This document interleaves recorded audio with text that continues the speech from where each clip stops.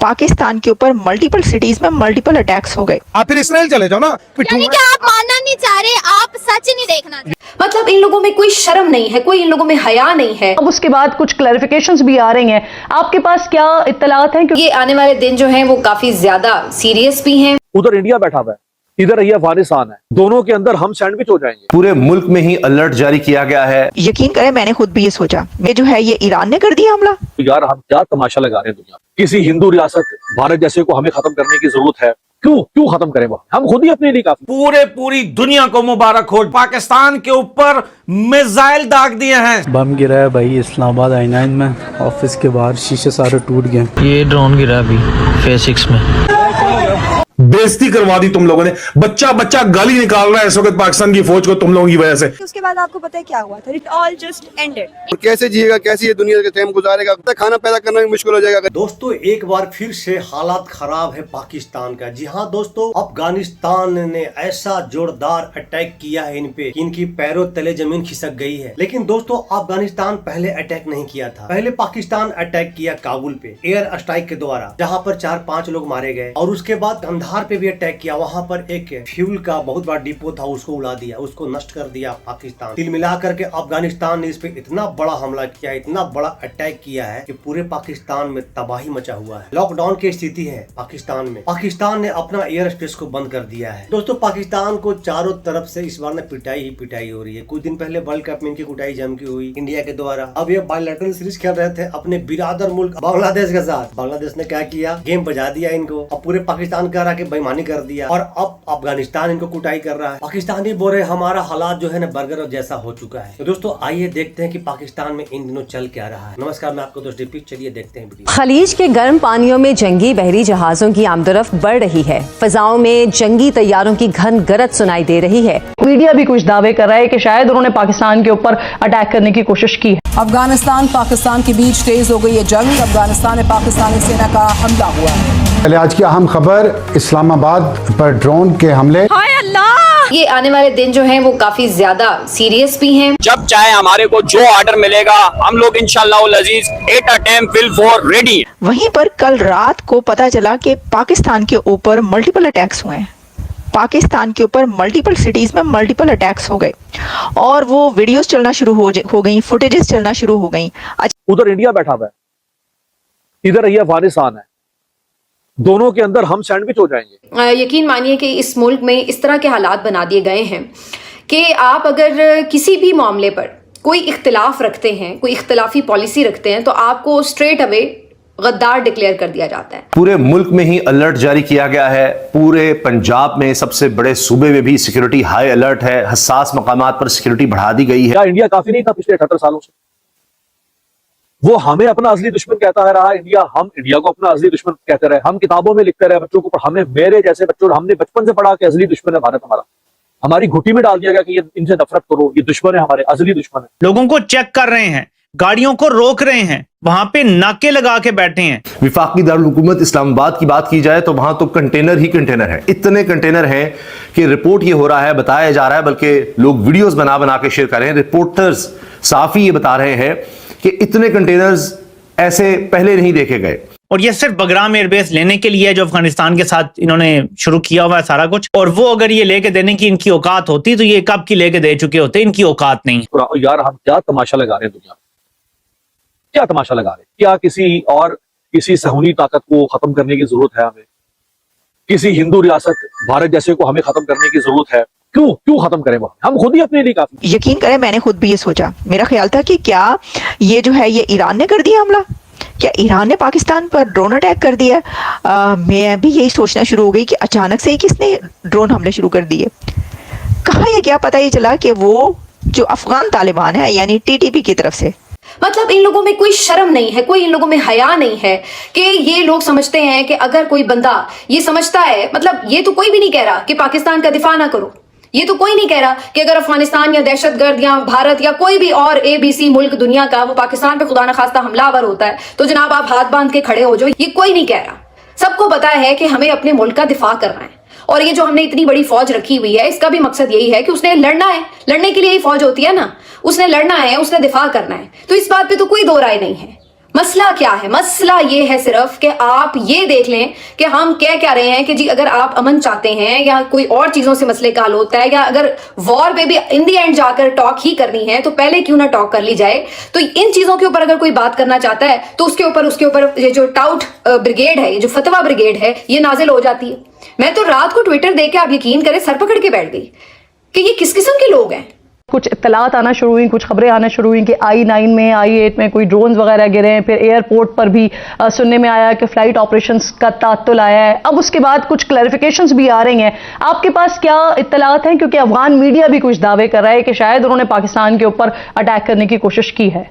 किरण साहिबा, जो फितनातुल ख्वारिज या फितनातुल हिंदुस्तान है, जाहिर बात है कि वो अपनी जो उनकी तरफ से नाकाम कोशिशें होती हैं। मुबारक हो, कांग्रेचुलेशन, पूरी दुनिया को मुबारक हो, ढेर मुबारक शाह। दोस्तों, अफगानिस्तान तालिबान का सबसे बड़ा वार पाकिस्तान के ऊपर मिसाइल दाग दिए हैं। इस्लामाबाद को मिसाइल से मारा है। अभी की लेटेस्ट और ब्रेकिंग न्यूज यह है कि अफगानिस्तान के फोर्सेस ने इस्लामाबाद के हमजा फौजी कैंप को टारगेट करते हुए मिसाइलों की बारिश कर दी है। यहाँ पे बिल्कुल इतलात शाम के टाइम पे आई, इफ्तार के वक्त कुछ ऐसी इतलात थी कि शायद इस्लामाबाद एयरपोर्ट बंद कर दिया गया, जो कि बिल्कुल बेसलेस किस्म की इतलात थी। बिल्कुल कुछ तो आप देखें कि 23 मार्च के हवाले से मैं आपको बताऊं कि एक्सरसाइजेस चल रही हैं और उस हवाले से वो एक्सरसाइजेस ऑन गोइंग हैं। वो दोपहर में भी होती हैं, वो शाम में भी होती हैं। उसमें थोड़ा सा मुकम्मल तौर पर तदीद कर रहे हैं अफगानिस्तान की तरफ से किसी भी किस्म की कोई जसारत नहीं की गई है? नहीं, देखें,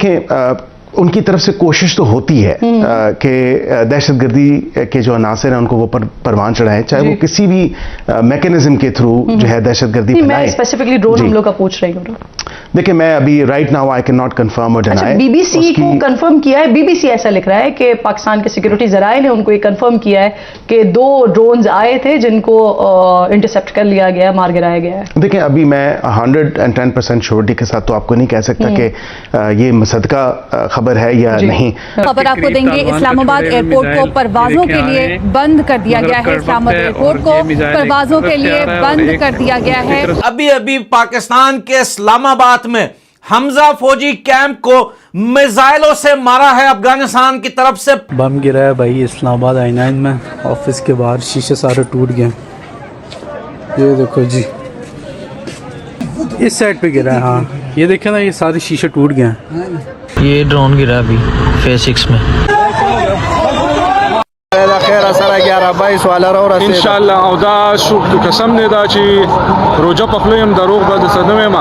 खुदा का वास्ता है यार, बेइज्जती करवा दी तुम लोगों ने। बच्चा गाली निकाल रहा है इस वक्त पाकिस्तान की फौज को तुम लोगों की वजह से। This is the ISI's biggest base in Pakistan. उसको हिट किया इन्होंने और आप मान गए हो कि ISI के बेस को हिट किया। आप उनके सिविलियन बच्चे मार रहे हो। रॉयटर्स की रिपोर्ट है, मैं नहीं कर रहा। जो तस्वीरें शेयर की हैं कि यार छोटे मासूम बच्चे मार रहे हो तुम, और तुम मान गए हो कि तुम्हारा उन्होंने जवाब में फिर भी मिलिट्री कैंप हिट किया। कैंप बेसिकली एक बहुत इंपॉर्टेंट इंस्टॉलेशन है पाकिस्तान मिलिट्री की। आप इसे बस बदकिस्मती कह लें या हमसाया मुस्लिम मुल्क से हमदर्दी का खुमियाजा कह लें, मगर क्या में पाकिस्तान से अब तक हमारे साथ ऐसा ही हुआ है कि हमने जिनका मुश्किल वक्त में साथ दिया, उन लोगों ने ही हमें मुश्किल में डाले रखा। मैं बात कर रही हूँ अफगानिस्तान की, जिसे गैर मुल्की तसल्लुत से आज़ाद कराने के लिए पाकिस्तान ने अफगानों की भरपूर मदद की। जंग के दौर में लाखों लाख अफगानियों को हमने अपनी सरजमीन पर पनाह दी।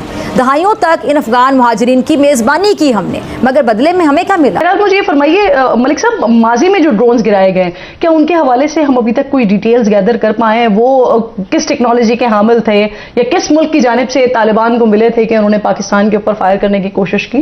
फितनातुल हिंदुस्तान उनकी बिल्कुल पुष्टपनाही करता है और इसकी वाज़े सबूत हमारे पास मौजूद हैं, चाहे वो ड्रोन्स की मद में हो, चाहे वो किसी और एमिनेशन की मद में हो। वो हमेशा जो है वो पाकिस्तान के अंदर जो दहशतगर्दी है उसको फैलाने में, उसको आगे जो है डिसेमिनेट करने में वो पेश होते हैं। तो इसके लिए हम इकदाम उठा रहे हैं और बिल्कुल जो ड्रोन्स हैं और जो उनकी टेक्नोलॉजी है उसके ताने बाने कहाँ से मिलते हैं वो बिल्कुल हमें पता है। बिल्कुल ठीक है। ड्रोन इस्लामाबाद तक पहुंच जाना बड़ी तशवीशनाक सूरत हाल है।